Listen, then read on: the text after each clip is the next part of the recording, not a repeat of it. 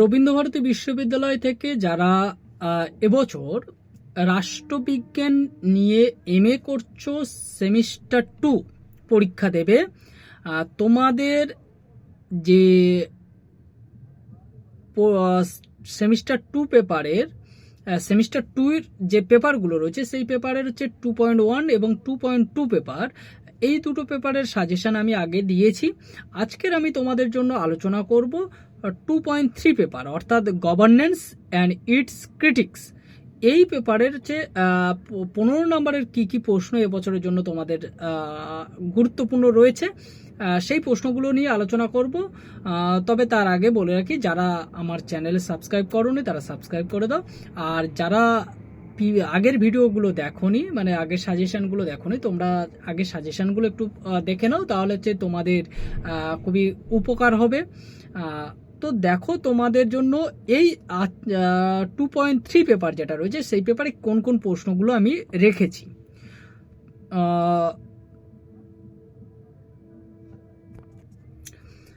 First প্রশ্ন, explain the nation of pastoral power with a reference to the Foucauldian genealogy of the modern state. পরের প্রশ্ন, what is good governance? Elucidate বা explain the underlying principles of good governance in his context. পরের প্রশ্ন, explain new liberalism and the nation of governance in terms of recreating an older liberal tradition. পরের প্রশ্ন, The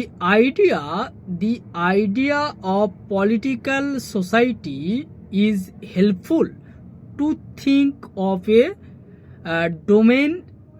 domain of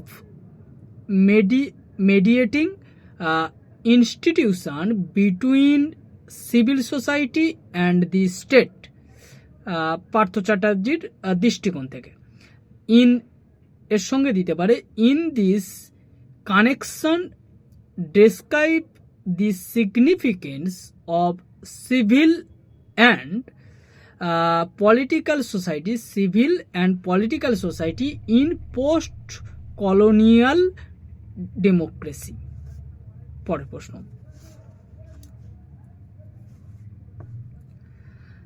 explain the policy network theory of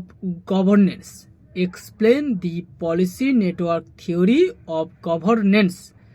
পরের প্রশ্ন, discuss the rational choice theory of governance.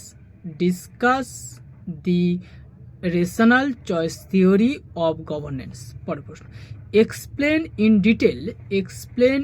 detail how illiberal governance systems emerged in the context of illiberal peace politics in Sri Lanka.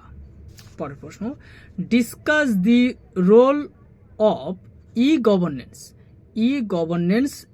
as an important component of government policy making.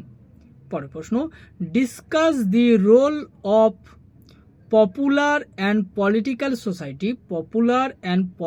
society in mass democracies.